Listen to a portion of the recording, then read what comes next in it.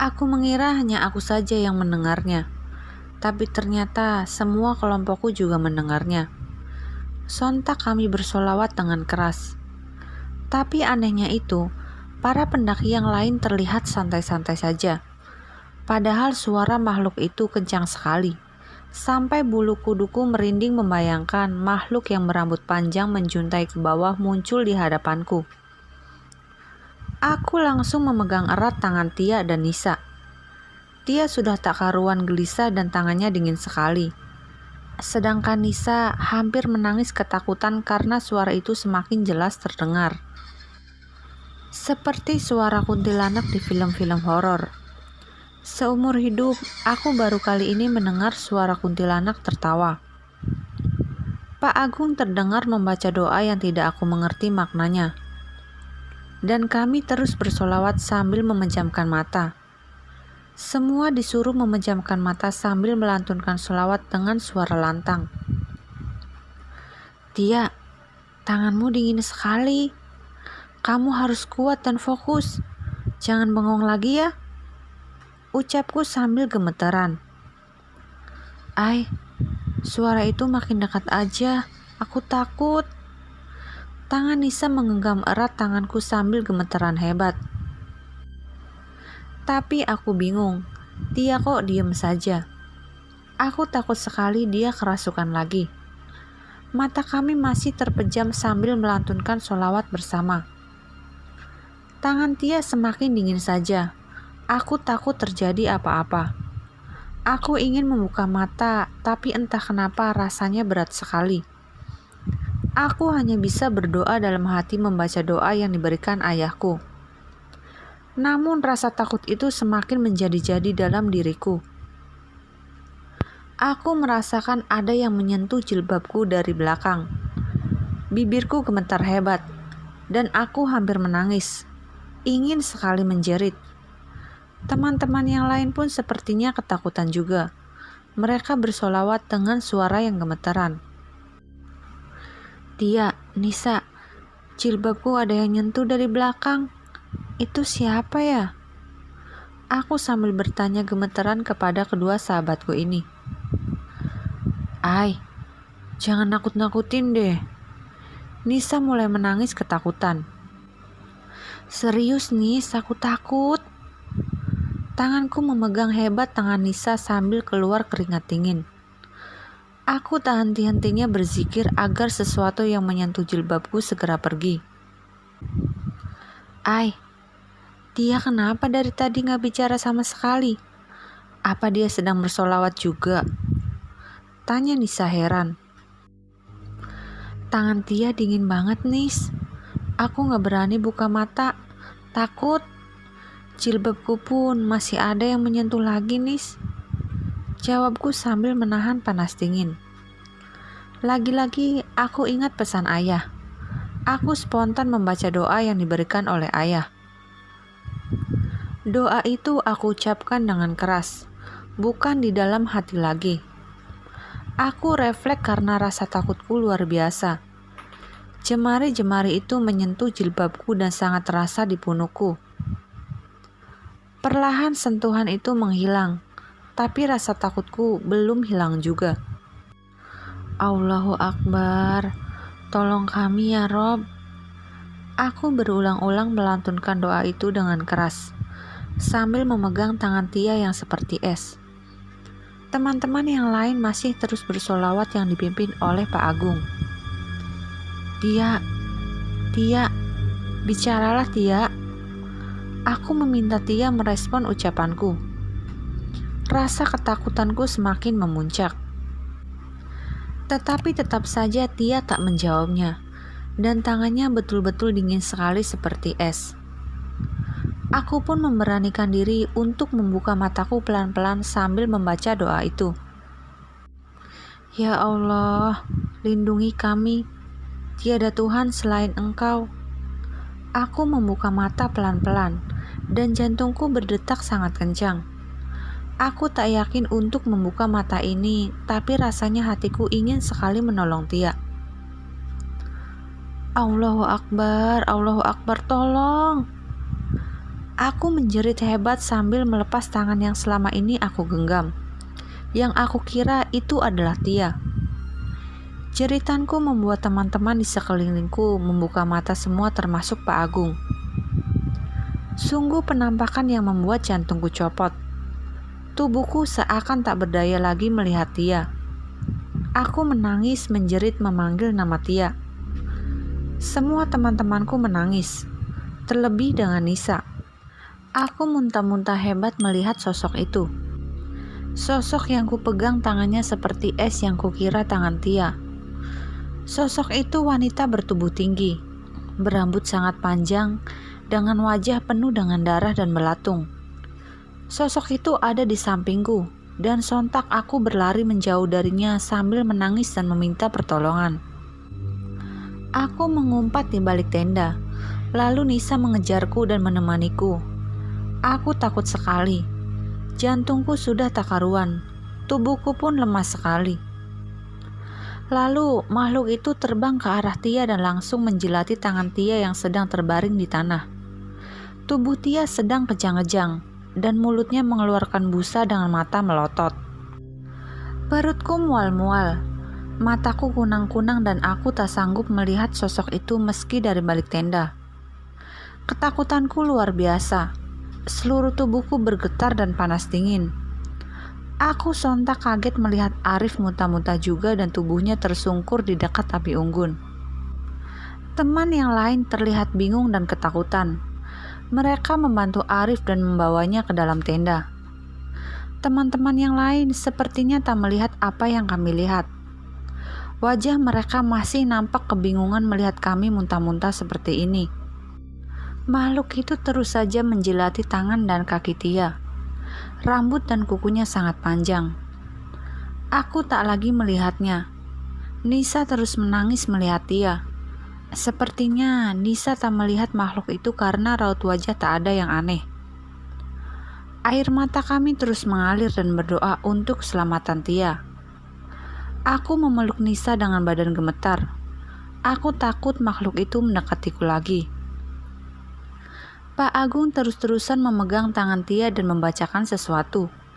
Sepertinya Pak Agung pun melihat makhluk itu. Hanya saja beliau diam-diam. Jangan sampai teman yang lain ketakutan. Aku mengeluarkan kertas yang berisi doa dari ayahku, dan aku menyuruh Nisa untuk membacakannya karena aku tak sanggup mengeluarkan suara kencang. Tubuhku lemas sekali, dan aku tak sanggup melihat ke arah Tia. Karena makhluk itu terus menjilati Tia dengan mata melotot yang kadang menatapku dengan sinis. Nisa membaca doa itu dengan suara yang lumayan keras. Nisa terus mengulang-ulang doa itu dan sontak semua kaget. Tubuh Tia seperti ular yang sedang berjalan di tanah, menggeliat persis seperti ular.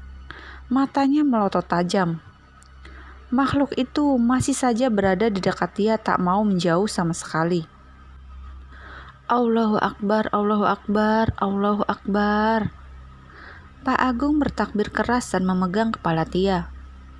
Aku dan Nisa terus membaca doa itu berulang-ulang. Aku semakin lemas ketika makhluk itu terbang ke atas pohon beringin besar, lalu mendadak turun dan berdiri tepat di belakangku dan Nisa. Ya Allah, tiada Tuhan selain Engkau. Lindungi kami ya Allah, bantulah kami. Tubuhku semakin bergetar hebat dan aku tak kuasa melihat sosok itu di belakang. Nisa dan kawan-kawan yang lainnya tak bisa melihat sosok itu.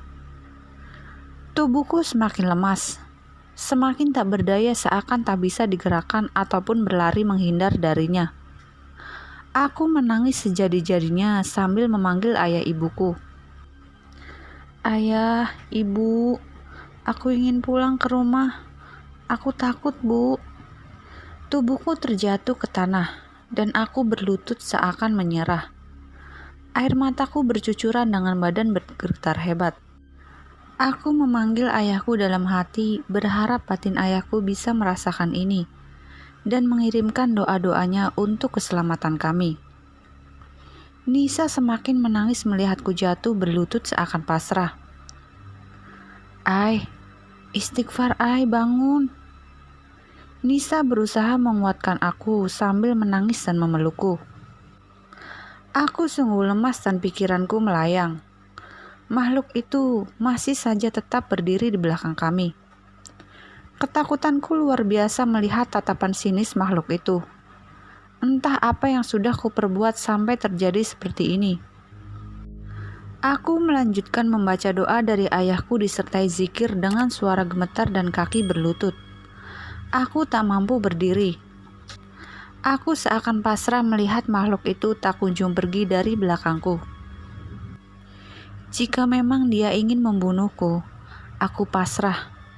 Seakan aku sudah lelah dan sudah tak bisa berpikir panjang lagi. Tiba-tiba dari arah tenda, Arif berlari membawa sesuatu. Aku tak tahu itu apa yang dibawa Arif ke dalam plastik hitam. Arif memberikannya ke Pak Agung. Lalu aku lihat Pak Agung membacakan doa sambil memegang benda itu. Bentuknya seperti serbuk hitam dengan aroma yang khas. Aku tak tahu itu apa. Lalu aku berdiri perlahan dan mencoba menoleh pelan-pelan ke belakang. Ternyata makhluk itu sudah menghilang dan Tia langsung jatuh pingsan. Aku diberikan air oleh Arif agar bisa tenang. Sedangkan Tia masih dibacakan ayat suci Al-Quran oleh Pak Agung dan kawan-kawan agar lekas sadar dan membaik. Aku melihat ada keanehan di sekeliling kami. Para pendaki lain tak ada satupun yang menghampiri kami. Mereka sebenarnya cuek, tak mau tahu atau apa. Aku tak mengerti pikiran mereka.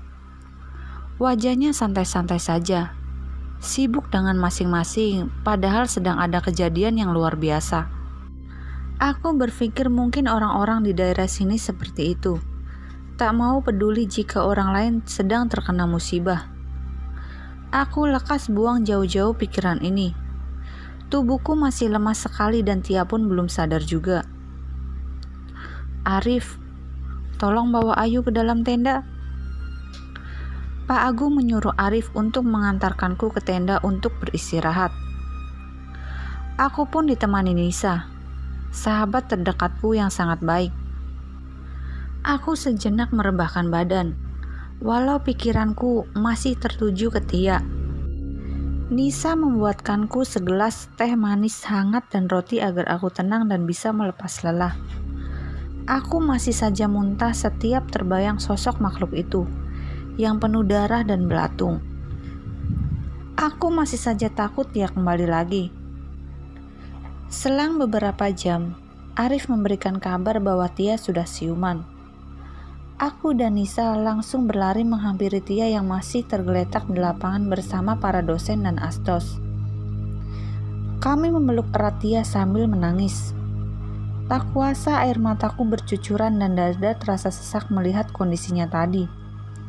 Aku takut terjadi apa-apa dengan sahabatku ini. Tia, kamu sudah sadar? Kamu sudah gak apa-apa kan? Tanyaku sambil menangis. Aku gak apa-apa, Ai. Jawab Tia dengan suara pelan, sepertinya Tia sangat lelah. Wajahnya masih lesu dan pucat. Ayo, Nisa, bawa Tia ke dalam tenda sekarang. Jangan tinggalkan dia sendirian. Pak Agung menyuruh kami membawa Tia, dan jangan meninggalkan dia seorang diri. Aku dan Nisa pun menggandeng Tia menuju tenda. Tia sudah membaik dan mau makan. Aku buatkan teh hangat untuk Tia dan Nisa menyediakan makan malam untuk Tia. Walau kami belum lama kenal, tapi rasa kekeluargaan kami sangatlah erat. Kami sedikit bersenda gurau sambil bercanda melepas masa tegang. Aku pun tak banyak bertanya tentang yang dialami Tia tadi. Nanti jika sudah sampai di Jakarta, barulah kami saling sharing. Aku memijat kaki Tia sambil bersenda gurau, dan Nisa memijat tangan Tia. Tia mengeluh bahwa semua badannya sakit nyeri-nyeri. Mungkin efek kerasukan tadi. Aku masih bingung dengan kejadian yang aku alami tadi, ucap Tia. Nanti saja ya baru cerita. Aku khawatir terjadi sesuatu lagi jika kita membahas hal-hal yang buruk, Ucap Nisa. Ya sudah, lebih baik kita istirahat dulu yuk, sudah malam. Ajakku. Waktu sudah menunjukkan pukul 22:30. Kami pun mulai melepas lelah. Sungguh banyak kejadian-kejadian di luar nalar kami. Aku, Tia, dan Nisa tidur berdampingan di dalam tenda, sedangkan Agus dan Arif berada di luar tenda. Mereka sahabat laki-laki kami yang luar biasa perhatiannya. Sepertinya mereka masih bercerita dengan Pak Agung dan yang lainnya. Malam ini terasa sangat sunyi sekali. Aku pun belum bisa tidur nyenyak. Aku lirik Tia dan Nisa sudah nyenyak sekali. Ku tatap wajah Tia sepertinya lelah sekali. Aku gak tega melihatnya.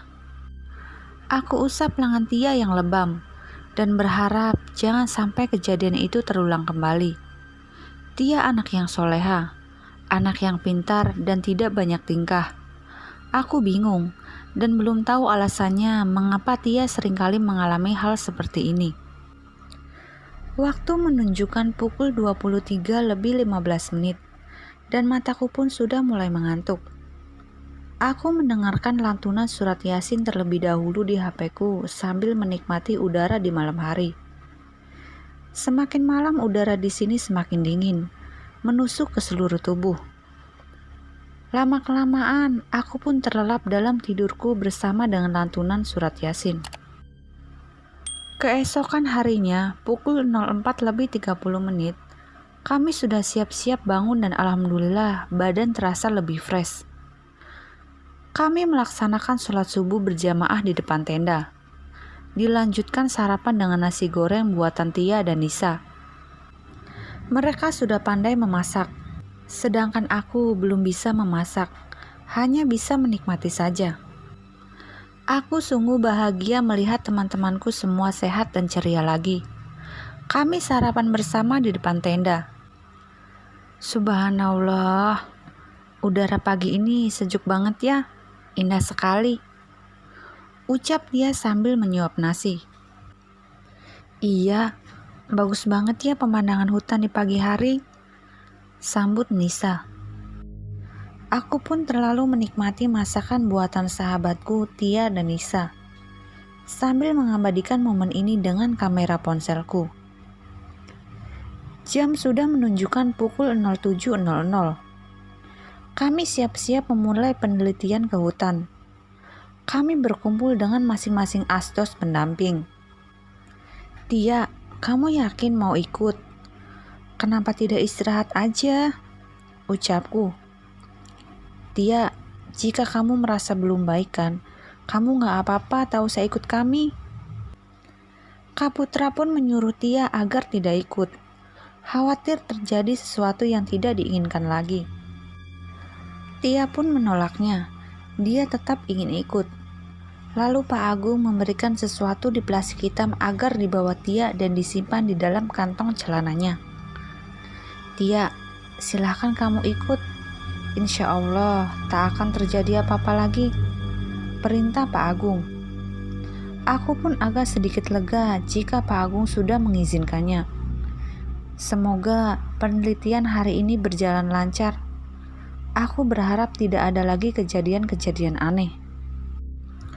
Pukul 07.30, kami memulai penelitian dengan jalur yang berbeda-beda setiap kelompok. Lokasi kami ke arah utara, tepatnya mendekati sumber sungai. Tak jauh dari lokasi aku terpeleset sewaktu pendakian. Tak lupa kami berdoa bersama sebelum berangkat penelitian. Peralatan yang kami bawa pun sedikit. Hanya tas ransel, buku, pulpen, makanan dan minuman, serta jas hujan. Kami diarahkan oleh Kak Putra jalur-jalur yang akan kami lewati. Kami mulai mencatat, menggambar, dan mengidentifikasi jenis tumbuhan yang kami temui di sepanjang jalur penelitian. Kak Putra menjelaskan habitat dan karakteristik tumbuhan yang kami temui tersebut. Teman-temanku sepertinya sangat menikmati penelitian perdana ini. Memang seru sekali. Aku lebih banyak memegang kamera untuk mengabadikan foto tumbuhan tersebut dan membuatkan videonya. Sedangkan yang fokus mencatat adalah Nisa dan Tia. Agus dan Arif mencari spesies baru di sekitar jalur penelitian. Tak terasa sudah banyak jenis tumbuhan yang kami temui. Sudah ada 20 jenis. Kami pun beristirahat sejenak di sebuah pohon besar yang berakar menjulang. Sungguh rindang sekali, dan tampak matahari tidak tembus di lokasi ini. Waktu sudah menunjukkan pukul 10:30, dan kami masih terus melanjutkan penelitian ini. Seketika aku kebingungan melihat tempat ini. Seperti pernah aku jumpai, tapi aku lupa kapan dan di mana. Aku terus melewati pohon-pohon besar dan mengabadikannya lewat ponsel HP, sambil menggambar jenis tumbuhan yang aku lalui. Tiba-tiba, Tia mendekatiku dan membisikkan sesuatu tanpa sepengetahuan teman-teman yang lain. "Ai, kamu lihat ke atas itu deh," ucap Tia sambil menunjukkan jarinya ke atas. "Ada apa ya?" "Itu, ada rumah yang aku lihat. Rumah ibu-ibu yang waktu itu kita ketemu di kamar mandi." Ucapan Tia membuatku kaget. "Oh iya betul, ada rumah kecil rupanya di atas. Tapi kok sepi ya? Tak terlihat ada penghuninya." Aku sambil menatap rumah itu dengan curiga. Rumah yang kecil terbuat dari kayu dan sangat sederhana sekali. Terletak di dekat bantaran sungai. Hanya dikelilingi oleh pepohonan. Sepertinya ada kandang ayam di samping rumah itu. Sungguh sepi. Tak terlihat satu orang pun di situ. Aku dan Tia semakin penasaran. Tapi lagi-lagi Arif tahu yang kita bicarakan. Dia menghampiri kami dan melarang kami membicarakan hal-hal yang di luar dari pembahasan penelitian. Agus, Nisa, dan Kaputra tampak serius sekali menggambar spesies tumbuhan yang ditemui. Hanya aku dan Tia yang sibuk membahas rumah itu. Aku pun tak tahu mereka melihat keberadaan rumah itu atau tidak. Tapi sepertinya tidak ada tatapan mereka yang mengarah ke rumah kayu tersebut. Penelitian pun terus berlanjut. Dan pada akhirnya, titik lokasi hampir mendekati rumah kayu itu. Tapi anehnya, teman-teman tak ada yang heran melihat rumah tersebut. Entahlah, mungkin hanya aku dan Tia saja yang kesannya terlalu melebih-lebihkan sesuatu. Aku pun mengabadikannya lewat kamera. Ketika aku sedang membuat video di sekelilingi titik lokasi penelitian ini, aku mendapatkan sosok yang sangat menegangkan terekam kamera.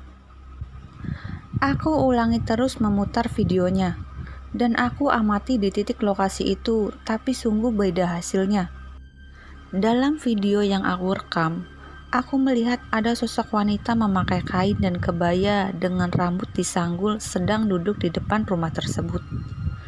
Durasi video itu sangat cepat, dan aku terus-terusan mengulang videonya supaya terlihat jelas.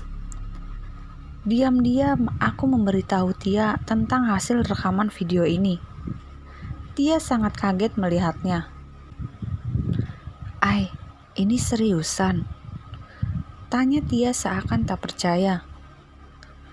"Iya, ini hasil video yang baru saja aku rekam." "Kok wanita itu ada di depan rumah? Sedangkan kenyataannya rumah itu sepi sekali, seperti tak ada penghuninya." Tia kembali curiga. "Ya, sepertinya aku tak asing dengan wanita yang terekam di video ini deh." Aku mulai mengingat siapa dia. "Coba deh Ai, aku pinjam HP-mu." Tia mengambil HP-ku dan mengamati video tersebut dengan sangat teliti. "Ini kan wanita yang pernah ketemu kita saat mengantri di kamar mandi.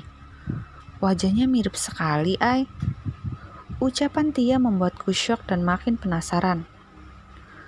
"Berarti dia bukan manusia dong?" "Kamu bilang dia warga Gunung Salak." Aku langsung berdebat dengan Tia. Lagi-lagi Arif datang dan memarahi kami. "Kan udah dibilang, jangan bahas apapun di sini. Kalian mau terjadi sesuatu lagi seperti kemarin?" Ucap Arif yang membuat aku dan Tia langsung diam. Seketika terdengar suara seperti orang berjalan. Aku, Tia, dan Arif langsung diam membisu, saling pandang-pandangan penuh tanda tanya. Suara itu semakin mendekat dan berasal dari atas sana. Lagi-lagi bulu kuduku merinding, dan Tia langsung bersembunyi di belakang tubuh Arif, sambil menutup mata. Duh, suara siapa itu, Rif? Aku mulai tegang dan tubuhku bergetar. Rif, itu suara siapa? Tanyaku sambil ketakutan. Jantungku berdetak kencang dan aku bersembunyi bersama Tia di belakang tubuh Arif.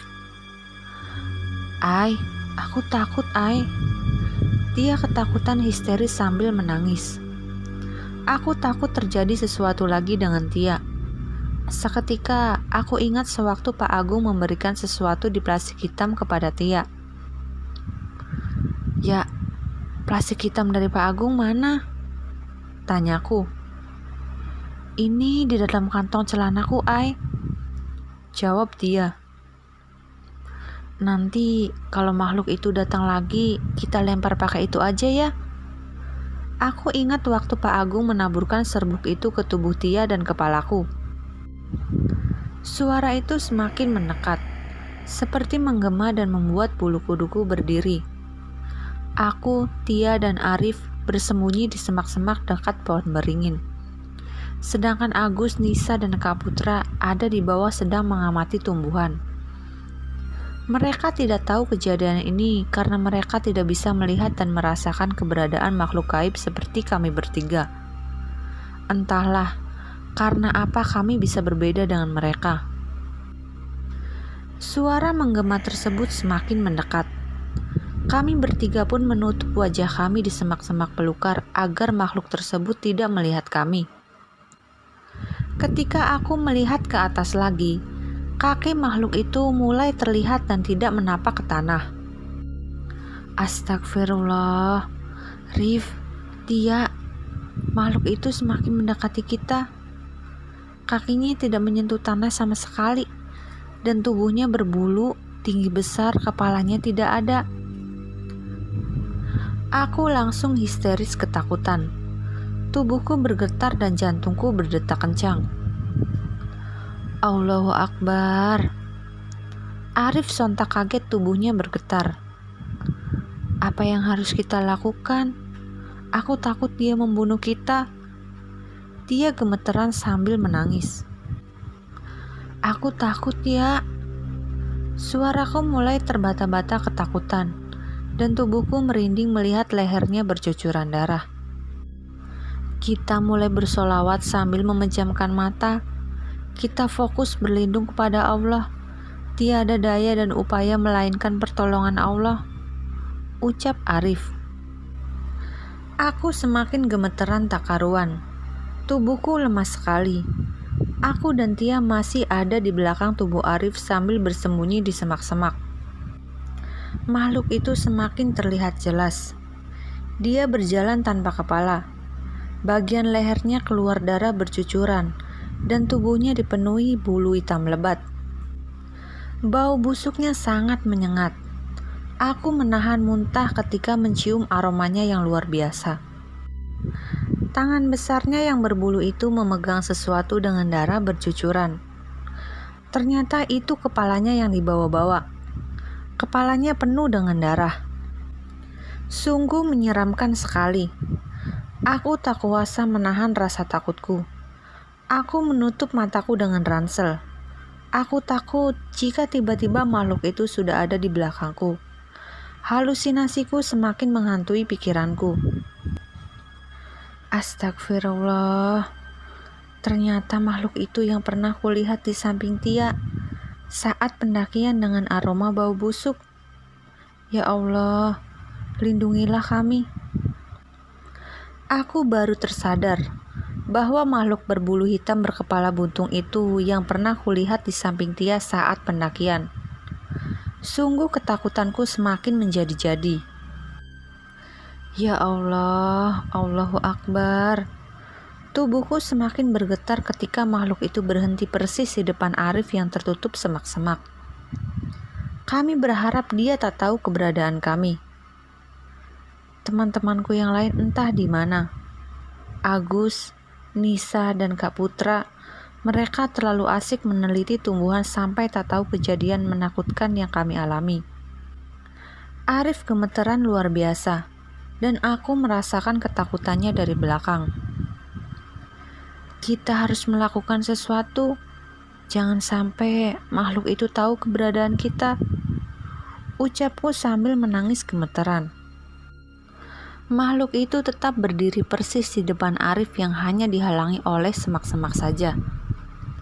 Aku spontan mengeluarkan kertas dari ayahku yang berisi doa-doa. Aku selalu ingat pesan ayah sebelum pendakian. Jika ada sesuatu, segeralah baca doa ini bersama kawan-kawanmu sambil berzikir. Tia, Arif, kita sama-sama baca doa ini yuk pelan-pelan. Aku sambil membuka kertas tersebut dengan gugup. Lalu kami membacakan doa ini dengan sangat hati-hati. Jangan sampai terdengar makhluk itu. Diiringi dengan zikir berulang kali. Aku melihat makhluk seram berkepala buntung itu seperti kepanasan dan semakin marah. Dia mengeluarkan suara menggema yang begitu keras. Aku sama Tia semakin ketakutan, tapi kami tetap melanjutkan doa ini. Dan Tia sontak melemparkan serbuk yang diberikan oleh Pak Agung ke arah makhluk seram itu. Tia sungguh nekat dan berani sekali. Makhluk seram itu semakin marah. Lalu tiba-tiba dia melempar kepalanya ke arah kami. Sontak kami menjerit histeris. Tolong! Kami semua menjerit dan langsung berlari sekencang-kencangnya dari makhluk itu. Kami sudah tak tahu arah demi menghindari amukan makhluk berkepala buntung itu. Nafasku rasanya sudah tak sanggup lagi. Kakiku sangat lemas. Kami terus berlari dan melihat ke arah belakang untuk memastikan makhluk itu mengejar kami atau tidak. Kami berlari tak tentu arah, sampai-sampai kakiku tersangkut di akar besar dan aku terjatuh. Aku seakan pasrah jika makhluk tersebut mendekatiku. Arif segera menolongku dan menggandengku untuk segera berlari lagi, dan Tia sepertinya sudah tak sanggup lagi. Terdengar nafasnya yang sudah tersendak-sendak. Makhluk itu sudah tak terlihat lagi, tapi aku masih takut dan khawatir jika dia tiba-tiba muncul di hadapan kami. Ya Allah, lindungilah kami. Aku tak henti-hentinya memohon perlindungan agar makhluk itu tidak kembali lagi. Sosoknya begitu menakutkan. Aku berhenti sejenak karena nafasku seakan sesak sekali. Rif, kakiku sakit. Sudah tak kuat berlari lagi. Aku sambil menangis dengan suara terbata-bata. Aku juga udah gak sanggup lagi. Nafasku udah sesak. Tia pun menyerah.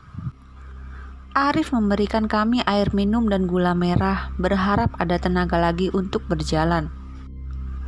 Ya udah, kita bersembunyi di situ aja ya. Jangan dipaksain. Alhamdulillah, kepala buntung itu sudah tak terlihat lagi. Arif menunjuk semak-semak untuk kami bersembunyi melepas lelah sejenak.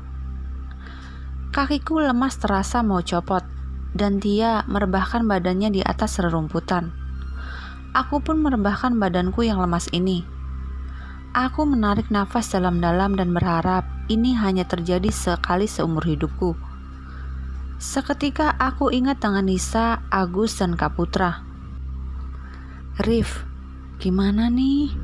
Kita terpisah dari rombongan? Tanyaku panik. Ya Allah, iya ya, baru sadar gue. Arif juga panik.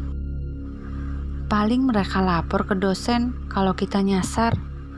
Kak Putra kan sudah hafal jalur hutan ini. Seharusnya kita yang bingung. Bagaimana kita bisa mencari jalan agar sampai ke tenda dengan selamat? Ucap Tia. Pernyataan Tia benar juga. Sekarang kita harus memutar otak untuk mencari jalan agar bisa sampai ke tenda dengan selamat. Kami sudah tidak memikirkan penelitian lagi. Yang aku pikirkan, aku ingin kembali ke Jakarta dengan selamat dan sehat semua. Kehidupan di hutan membuatku trauma sekali. Ketika kami sedang mengobrol di semak-semak untuk mencari jalan menuju tenda, tiba-tiba dari kejauhan Tia melihat ada seorang nenek-nenek yang sedang berjalan mencari kayu bakar. Rupanya nenek itu yang pernah kita temui saat pendakian. Perasaanku masih tak begitu yakin. Aku takut kalau dia bukan manusia. Seperti halnya dua makhluk yang mengantri dengan kami di kamar mandi. Hei, coba lihat. Ada nenek-nenek itu yang ketemu kita saat masih di pos 1 pendakian. Dia sambil menunjuk ke arah nenek itu yang sedang sibuk mencari kayu bakar. Loh, iya, itu kan nenek yang dibawa ketemu kita. Arif terlihat bingung. Kalian yakin gak sih dia itu manusia atau makhluk gaib? Perasaanku semakin tak karuan. Aku trauma sekali jika bertemu dengan seseorang di hutan, apalagi posisinya sendirian tak ada teman. Tia dan Arif pun masih terlihat bingung. Mereka pun khawatir, sosok nenek-nenek itu manusia atau bukan. Tapi aku amati dia berjalan menyentuh tanah berbeda dengan makhluk yang tadi. Hanya aneh saja, kok sudah nenek-nenek bisa ada di tengah hutan yang sepi begini sendirian pula. Logikaku tidak jalan dan aku tidak mau menegur nenek-nenek itu. Aku tetap bersembunyi di balik rerumputan. Aku penasaran deh sama nenek-nenek itu. Aku tanya aja ya. Siapa tahu dia bisa mengantar kita menuju tenda. Aku sih yakin dia manusia, ucap Arif. Kamu beneran berani, Rif? Aku dan Tia meragukan Arif untuk menyapa nenek itu. Duh, manusia atau bukan sih nenek-nenek itu? Hatiku bertanya-tanya terus di dalam hati. Aku benar-benar masih takut dan trauma bertemu dengan sosok makhluk menyeramkan di tengah hutan. Lalu Arif memberanikan diri mendekati nenek itu pelan-pelan.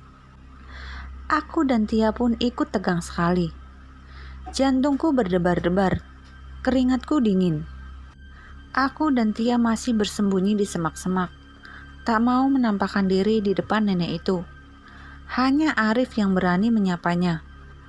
Aku dan Tia hanya bisa mendengar obrolan mereka di balik rerumputan. Permisi, Nek. Arif menyapa nenek itu dengan nada yang lembut dan sopan. Nenek itu pun tersenyum dan menyambut sapaan Arif. Iya, Dek. Kamu sedang apa di sini sendirian?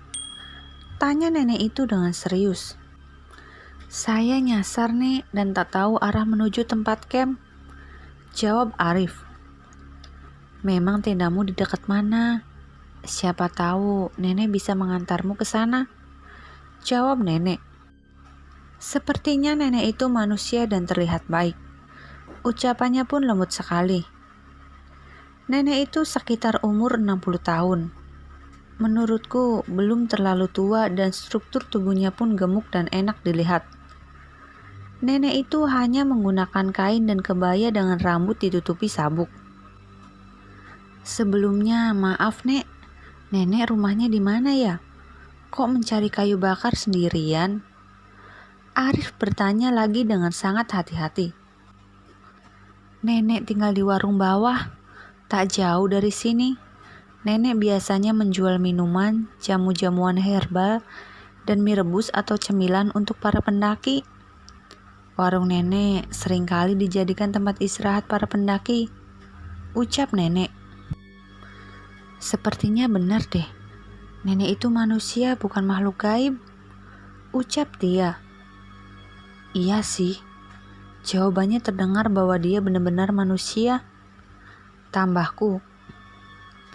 Kamu mampir dulu saja ke warung nenek, makan dan istirahat sebentar. Mau? Nenek menawarkan Arif untuk beristirahat di warung nenek. Terima kasih banyak, Nek, jawab Arif. Lalu aku dan Tia pun memberanikan diri mendekati mereka. Tapi sebenarnya jantungku masih berdebar kencang. Pikiranku masih membayangkan sosok kuntilanak berambut panjang dan sosok berbulu hitam berkepala buntung itu. Menyeramkan sekali. "Permisi," aku memberanikan diri menyapa. "Ini siapa, Dek?" tanya nenek ke Arif. "Ini sahabatku, Nek. Kami satu kelompok dan sama-sama nyasar ke sini," jawab Arif. "Oh, sahabat kamu. Ya sudah, ayo mampir dulu ke warung nenek," ajak nenek. Aku melihat nenek itu memandang Tia saja dari awal perkenalan tadi. Tia pun menjadi takut melihat tatapan nenek itu. Tia memegang tanganku seakan memberikan kode bahwa dia mulai takut. Wajah nenek itu sepertinya menyimpan sesuatu ketika melihat Tia. Kami menerima tawaran nenek itu untuk beristirahat di warungnya. Siapa tahu nenek itu bisa mengantar kami sampai ke tenda. Tia menggandengku karena khawatir nenek tersebut makhluk jahat. Tapi hatiku berkata bahwa nenek itu betul-betul manusia. Memang tidak masuk akal jika kita bayangkan seorang nenek-nenek hidup sendiri di tengah hutan yang begitu seram. Sunyi sepi, tak ada penghuni lain kecuali para pendaki yang lewat. Sudahlah. Yang terpenting, kami bisa pulang dengan selamat. Aku sangat merindukan keluarga di rumah. Kehidupan di hutan membuatku trauma dengan kejadian-kejadian yang sudah terjadi. Arif sepertinya asik mengobrol dengan nenek itu sambil berjalan menuju warungnya. Jaraknya lumayan jauh, hampir menuju ke pos 2 seingat aku. Tapi aku betul-betul tak hafal jalan menuju tenda ke arah yang mana. Waktu menunjukkan pukul 12:20. Kami belum melaksanakan sholat zuhur, dan perutku terasa lapar sekali. Sedangkan cadangan makanan di tas hanya sisa sedikit. Itu pun hanya makanan ringan saja. Singkat cerita, sampailah kami di warung nenek itu. Warungnya kecil sekali, hanya terbuat dari kayu-kayu dan terdiri dari 2 sekat atau 2 ruangan. Bagian depan berisi makanan ringan dan minum-minuman, dan ruangan belakang tempat tidur. Yang membuat aku syok, ternyata nenek itu tidak tinggal sendirian. Dia memiliki seorang suami yang sedang bercocok tanam di belakang warung. Aku dan Tia tak sengaja berjalan mengelilingi warung si nenek itu, karena khawatir dia manusia atau bukan. Sedangkan Arif terus mengobrol dengan si nenek, sepertinya sangat serius. Entahlah, mereka ngobrol masalah apa. Aku dan Tia mendekati si kakek yang sedang mencangkul. "Permisi, Kek." Aku menegur kakek dengan sangat hati-hati sekali. "Iya, Dek, kalian siapa?" tanya si kakek. "Kami para pendaki yang kesasar, Kek. Kami tak tahu arah untuk kembali ke tenda. Tadi kami bertemu nenek di hutan sedang mencari kayu bakar," jawab Tia. "Loh, kenapa bisa nyasar?" tanya kakek lagi. "Ceritanya sangat panjang, Kek. Nanti kami ceritakan ya. Kami boleh nggak numpang sholat Kek di warung kakek?" pintaku. "Oh, silakan. Kakek juga mau sholat. Kita berjamaah saja dengan nenek juga," jawab kakek. Alhamdulillah, aku menarik nafas lega. Kalau ternyata mereka benar-benar manusia. Kami pun melaksanakan sholat berjamaah di ruangan kedua, yang kebetulan dijadikan tempat tidur mereka. Kehidupan mereka sangat sederhana, jauh sekali dengan kehidupan kami di metropolitan. Selesai melaksanakan sholat, nenek memberikan kami semangkok mie rebus. Kebetulan perutku sudah keroncongan. "Ini dimakan dulu, Dek, mie rebusnya dan nasi," nenek menawarkan ke kami. "Terima kasih banyak, Nek. Mohon maaf kami merepotkan nenek," jawabku. Arif dan Tia sepertinya sudah lapar sekali. Mereka langsung menyantap mie rebus dengan sangat lahap. Aku langsung menyantapnya juga, dan sesekali aku melirik ke wajah nenek. Nenek masih saja memandang Tia. Hatiku bertanya-tanya, ada apa sebenarnya dalam hati nenek itu sehingga matanya selalu melihat ke arah Tia? Apa ada yang salah dengan Tia? Lagi-lagi aku sambil memerhatikan wajah Tia, tapi tak ada yang salah dengan Tia. Kami selesai menghabiskan mie rebus. Lalu aku membawa piring kotor milik Tia dan Arif. Aku sengaja membawanya ke belakang untuk mencuci piring tersebut dan berharap aku bisa ngobrol dengan si nenek lebih dalam lagi. Biarkan dek, tidak usah dicuci, biar nenek saja yang bersihkan nanti. Nenek menyuruhku jangan mencuci piring itu. Gak apa-apa nek, kan kami yang makan, masa nenek yang mencuci? Aku sambil menuju ke sumur nenek yang masih alami sekali. Airnya pun mengalir langsung dari gunung. Aku lihat nenek sedang menyiapkan kopi untuk Arif dan kakek. Sedangkan kakek melanjutkan pekerjaannya menyapu lahan perkebunan di belakang. Nek, nenek sudah lama tinggal di sini. Tanyaku penasaran sekali. Sudah lama sekali dek kami tinggal di hutan ini. Dan kami sudah terbiasa hidup dengan alam. Dengan binatang-binatang hutan, bahkan dengan makhluk-makhluk di sini pun kami sudah kenal. Jawaban nenek membuatku kaget terpana. Apa nek? Nenek sudah kenal dengan makhluk-makhluk di Gunung Salak ini? Aku semakin penasaran saja. Iya, mereka sudah mengenal nenek. Tapi mereka tidak jahat dengan kami.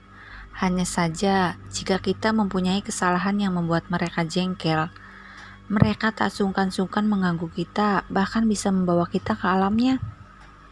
Jawab nenek dengan raut wajah yang sangat serius. Astagfirullah, nenek serius? Apakah sudah ada kejadian seperti itu nek sebelumnya? Adakah pendaki yang hilang? Tanyaku. Nenek langsung bercerita denganku di dapur. Sedangkan Arif dan Tia sedang ngobrol dengan kakek di belakang sambil menikmati indahnya air terjun. Nenek bercerita bahwa dulu pernah ada kejadian para pendaki hilang sampai sekarang belum ditemukan jasadnya. Pendaki tersebut berasal dari Jakarta juga, sama seperti kami. Semua berawal dari tingkah laku mereka yang dianggap menyepelekan makhluk yang ada di Gunung Salak ini. Seakan menantangnya. Lalu tiba-tiba muncul kabut yang membuat mereka terpencar dan akhirnya terpisah. Sampai sekarang para pendaki tersebut belum juga ditemukan sekitar 3 orang. Kamu dan teman-teman kamu juga berhati-hati. Nenek sudah mendengar cerita dari Arif tadi bahwa kalian diteror oleh makhluk di gunung ini dari pendakian di pos 2. Nenek kenal dengan makhluk-makhluk itu dan nenek tahu siapa-siapa saja yang sedang diincar makhluk tersebut. Maksudnya nek, diincar? Memang apa kesalahan kita nek sampai kita diteror terus bahkan sampai diincar untuk dibawa ke alamnya? Aku mulai takut luar biasa. Takut makhluk itu datang lagi. Nanti malam saja nenek jelaskan. Nenek mau melanjutkan masak dulu untuk kita makan malam. Besok nenek antar kalian ke tenda. Nenek tahu di mana letak tenda kalian. Jawab nenek yang membuatku lega. Tak terasa waktu sudah menunjukkan pukul 4 sore. Kami segera mandi bersih-bersih dan sholat asar. Sore ini kami menikmati keindahan rumah nenek, persis di bagian belakangnya air terjun. Kamar mandi nenek pun sangat indah karena airnya langsung dari gunung. Aku sangat menyukai suasana alam seperti ini. Seakan tak ada beban apapun ketika menikmati pemandangan alam seperti ini. Jauh berbeda dengan kondisi kota yang penuh dengan polusi dan bising. Malam pun tiba. Jam menunjukkan pukul 19.00. Nenek dan kakek menyuruh kami menginap dan tidur bersama di ruangan ini. Nenek dan kakek itu sangat baik sekali dengan kami. Alhamdulillah, kami masih menemui sosok manusia sebaik ini. Nenek pun memulai pembicaraannya dan lagi-lagi menatap mata Tia dengan tajam. Nama kamu siapa, Dek? Nenek bertanya kepada Tia. Aku Tia, Nek. Tia agak takut menjawabnya dan langsung memegang tanganku. Oh Tia, kamu asli dari Jakarta atau pendatang? Jangan takut dek, nenek bukan orang jahat. Nenek sambil tersenyum manis dan pertanyaan nenek semakin membuatku penasaran. Aku dari Yogyakarta, Nek, lalu pindah ke Jakarta pas aku usia 8 tahunan. Jawab Tia. Apa orang tuamu tak pernah bercerita tentang kelebihanmu? Pertanyaan si nenek membuat kami semakin bingung. Kelebihan apa, Nek? Orang tuaku gak pernah cerita apapun, Nek. Jawab dia dengan raut wajah bingung. Apa kamu sering melihat makhluk halus di rumahmu?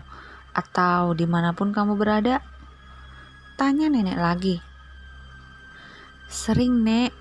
Cuma aku memang tak pernah cerita ke ayah ibu tentang masalah ini. Karena aku dari kecil memang sering ngobrol dengan mereka. Jadi aku terbiasa. Mereka baik-baik dan tak pernah menggangguku. Malah aku punya sahabat dari kecil, Nek. Dia selalu ada di kamarku. Aku memanggilnya dengan sebutan Queen karena dia cantik berambut panjang. Ucapan Tia sungguh membuatku dan Arif syok. Tia, kenapa kamu gak pernah cerita sih ke aku? Aku agak sedikit jengkel karena Tia baru cerita ini. Dan itu pun nenek yang bertanya. Buat apa aku cerita? Kan gak ada manfaatnya juga buat kamu. Jawab Tia. Di tengah pembicaraan kami, tiba-tiba suara kuntilanak tertawa lepas. Jantungku berdetak kencang lagi. Jangan sampai makhluk itu datang lagi. Aku trauma sekali. Kakek dan Arif segera keluar dan melindungi kami. Nenek pun menjaga aku dan Tia. Suara itu berbunyi berkali-kali, seakan tahu keberadaan kami. Nenek terlihat sedang membaca doa dan aku pun tak lupa membaca doa dari ayahku. Begitupun Tia membaca ayat kursi. Jangan sampai terjadi hal serupa. Aku dan Tia pun mengambil wudhu bersama nenek ke belakang. Dan aku benar-benar takut sekali. Udara di malam itu sangat dingin. Dan lagi-lagi suara kuntilanak itu seperti tertawa geli kencang sekali. Nek, aku takut, Nek. Tubuhku bergetar. Apalagi Tia. Dia menggandengku erat sekali. Tak usah takut. Dia tak berani masuk ke rumah nenek. Jawab nenek dengan tenang. Arif dan kakek masih duduk di depan warung. Aku lihat raut wajah Arif pun seperti orang ketakutan. Tapi wajah kakek sangat santai dan tidak ada beban apapun. Mungkin mereka sudah terbiasa diganggu suara-suara makhluk halus seperti itu. Sehabis kami berwudu, suara kuntilanak itu tidak terdengar lagi. Kami melaksanakan sholat Isya berjamaah, lalu membacakan doa-doa yang dipimpin oleh kakek, yang belum ku mengerti maknanya apa. Waktu menunjukkan jam 20 lebih 30 menit. Nenek masih melanjutkan cerita tentang Tia. Ternyata nenek memiliki kelebihan yang hampir sama dengan ayahku. Tia, kamu harus berhati-hati. Makhluk-makhluk itu menyukai kamu. Kamu ingin dibawa ke alamnya. Kamu memiliki iga jarang yang dengan mudah dirasuki oleh makhluk-makhluk halus. Kamu harus segera diobati agar tidak mencelakai dirimu sendiri. Jika orang tuamu tahu, pasti orang tuamu syok. Ucapan nenek itu membuatku takut. Aku betul-betul kaget mendengarnya. Iga jarang itu di daerahku sering kali dijumpai. Orang-orang yang masuk dalam kategori iga jarang, mereka mudah sekali kerasukan makhluk halus. Bahkan ada yang bisa menjadi paranormal jika kelebihannya itu didalami. Nek, aku takut. Aku ingin pulang ke Jakarta besok, Nek. Aku tak mau dibawa makhluk itu. Aku masih ingin hidup, Nek. Tia menangis terseduh-seduh dengan tubuhnya gemetaran. Aku pun takut hal itu terjadi, tapi aku berusaha untuk menenangkan Tia. Nek, lalu kenapa aku dan Arif pun ikut diganggu makhluk itu, Nek? Padahal aku tidak bersikap atau berkata apa-apa selama pendakian. Aku pun sama, Nek. Aku tidak berkata apa-apa. Aku lebih sering diam selama pendakian, tanya Arif. Ayu, apa kamu membawa sesuatu dari rumah sampai ke pendakian? Tanya nenek sambil menatapku tajam. Bawa apa ya, Nek? Aku cuma bawa perlengkapan saja, Nek, untuk penelitian. Aku bingung membawa apa lagi selain itu. Apa ayahmu orang pintar? Pertanyaan nenek membuatku kaget. Kok nenek tahu? Iya, Nek. Ayahku orang bisa dan sering berinteraksi dengan makhluk halus juga. Memang ada apa, Nek, dengan ayahku? Tanyaku penasaran. Ayah kamu menitipkan sesuatu ke kamu dan itu yang menjadi incaran para makhluk di sini. Mereka benci dengan kamu dan ingin membunuhmu. Benda yang kamu bawa itu bisa menghalangi mereka untuk mendekati Tia. Mereka mengincar Tia dari awal pendakian, namun terhalang oleh sesuatu yang kamu bawa. Apa kamu sudah ingat barang apa yang ayah kamu titipkan itu? Pertanyaan nenek sontak membuatku kaget. Oh iya, Nek, betul. Ayahku memberikan tulisan doa ini untuk aku bawa saat pendakian. Ayah bilang kalau terjadi apa-apa, bacakan doa ini berulang-ulang. Aku memberikan kertas itu ke nenek. Lalu nenek membaca doa dalam surat itu dan seketika langsung mengucapkan Assalamualaikum warahmatullahi wabarakatuh, sambil mengangkat tangan seakan sedang berhadapan oleh seseorang. Lalu kembali diam cukup lama sekitar 5 menit sambil memejamkan mata. Kami semua bingung dan takut. Kakek pun diam saja, tak banyak suara. Kakek hanya mendampingi kami saja tanpa mengeluarkan kata-kata. Lalu sontak kami dikejutkan oleh suara nenek yang kerasukan. Suara nenek berubah jadi besar dan menggema. Assalamualaikum.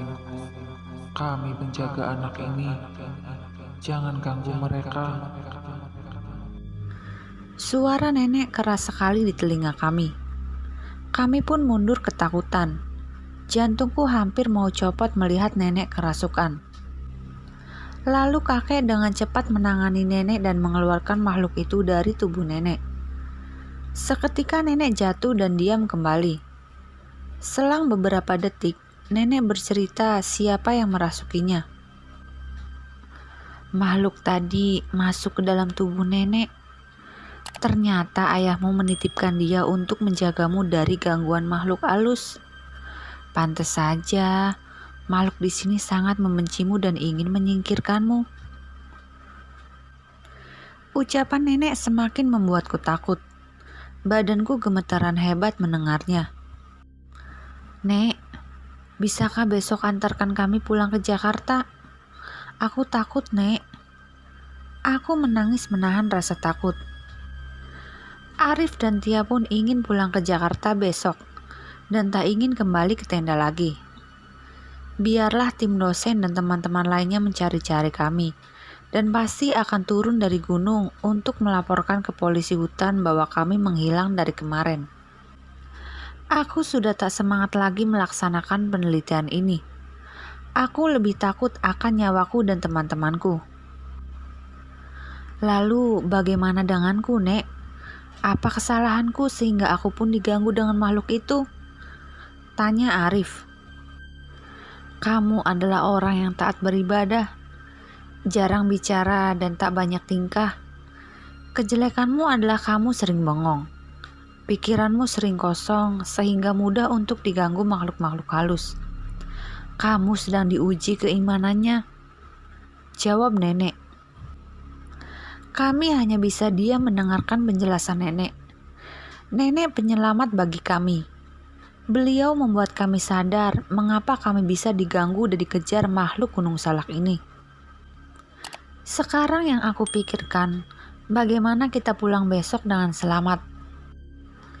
Waktu menunjukkan pukul 10 malam. Kami pun melepas lelah. Mataku sudah mengantuk. Dan tak terasa, aku, Tia, dan Arif terlelap di ruangan itu dengan nyenyak. Sedangkan kakek dan nenek tidur di warung bagian depan. Sungguh baiknya beliau-beliau ini. Jam menunjukkan pukul 01:25.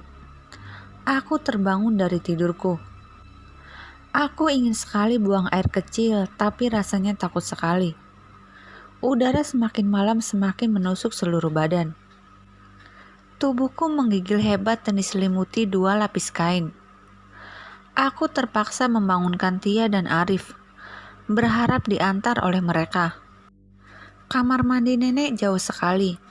Harus keluar pintu kamar dan berhubungan langsung dengan alam.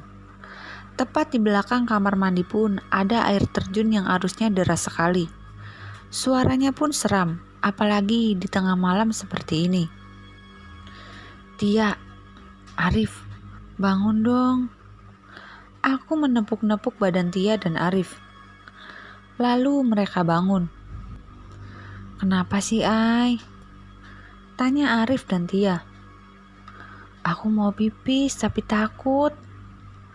Badanku menggigil. Aduh, aku juga serem, Ai. Pipis di sini aja pakai plastik.